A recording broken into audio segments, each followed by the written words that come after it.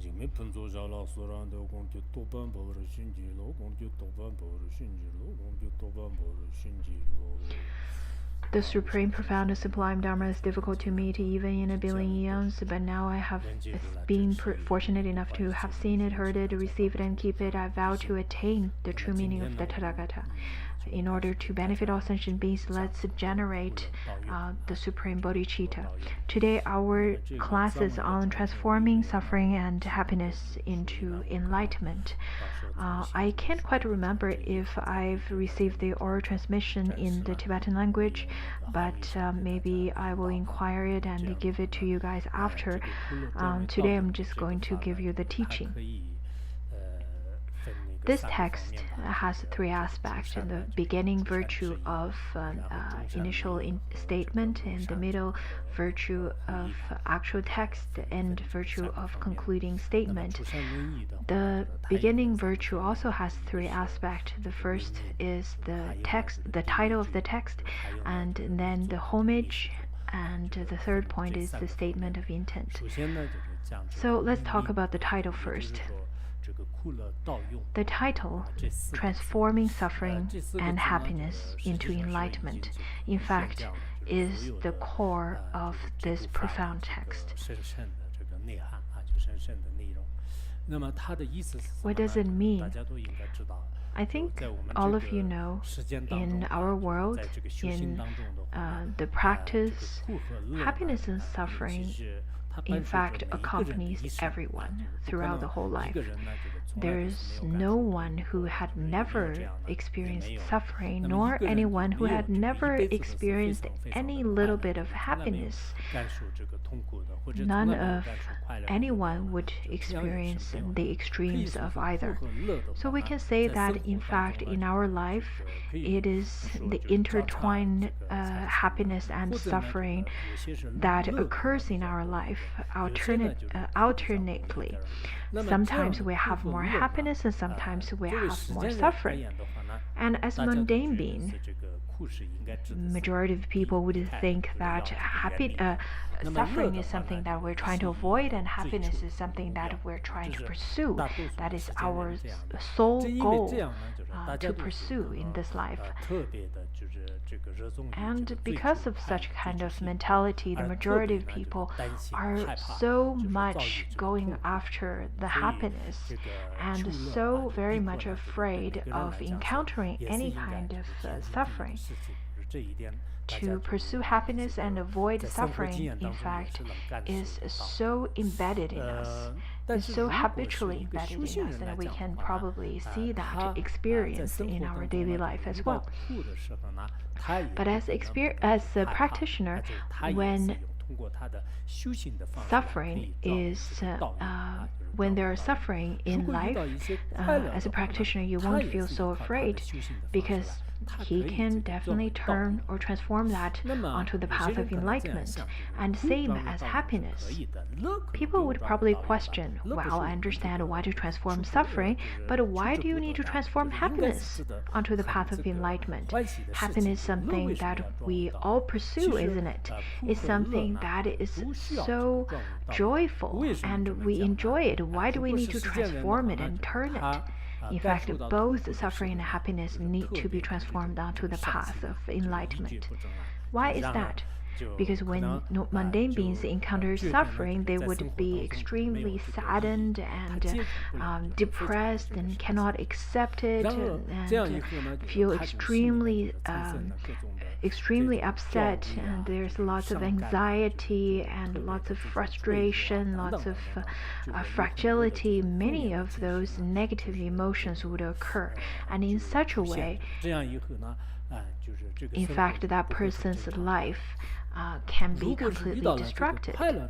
However, after encountering happiness, isn't that good? Why can't a person accept happiness? In fact, for mundane beings, happiness is very difficult to enjoy as well, because when someone has happiness, it's very easy for that person to also generate the mind of arrogance and generate some condescence towards others. For people with lots of merit, maybe during happiness, that person can enjoy it more. But there are people who can't really enjoy much of the happiness because of a lack of virtue. Just as in the Chinese idiom, it says that great virtue would promote great prosperity. So if someone who has great virtue and integrity, that would promote prosperity or wealth and fame. But without the great virtue, without a great integrity, even if the person gets lots of money, that person cannot be happy either. Many people would say that I don't have money, but if I do, I would definitely be happy. I'll be very successful. That's, well, not necessarily true. Because without virtue, even if you have lots of money, that could only become the cause for suffering and then multiply into more suffering and eventually destruct your life. So from a glance, we can see that people would love to enjoy happiness, and people cannot enjoy suffering, cannot accept suffering at all. But after analysis, we will be able to figure out that not only we need to transform suffering, we need to transform happiness onto the path of enlightenment as well. Because without such kind of transformation to the path of enlightenment, then the happiness and the suffering can be a cause of destruction to your life, can be an unfavorable condition for your life. So through practice, we need to transform all of those into favorable conditions. There are lots of practitioners who would enjoy happiness and not going to have arrogance or condescension, a sense of condescension when looking at other people who are suffering. And they would rather share such kind of happiness with other sentient beings. And then this kind of happiness would become a favorable condition onto the path of enlightenment. At the meantime, enjoying such happiness won't be a cause of losing one's virtue. Normally, I think people have the strength to work with suffering and obstacles, but it's difficult for them to work with happiness or to live with happiness. In special times, in very difficult adversity, they would practice diligently, but when they have more fame and more wealth, their practice would actually retrogress. We can see that from fellow practitioners around us. In fact, some of them maybe at the beginning of their practice don't really have lots of wealth or belongings, but then they would practice very diligently. But later, they get more famous and well known and receive more financial support from others. And maybe because of the lack of merit and many other reasons, then they would lose their practice as well as virtue. We can see such kind of examples in our lives very often. So that is why we need to transform happiness or favorable conditions onto the path of enlightenment as well. And it is also necessary to transform suffering onto the path of practice, because within samsara, in fact, we have more suffering than happiness. In our life, with or without noticing it, there's so many different kinds of sufferings around us, entangling us, such as the suffering of change, and so on. If you do not transform this kind of sufferings onto the path of practice, then your practice cannot succeed. It cannot come to a successful fruition.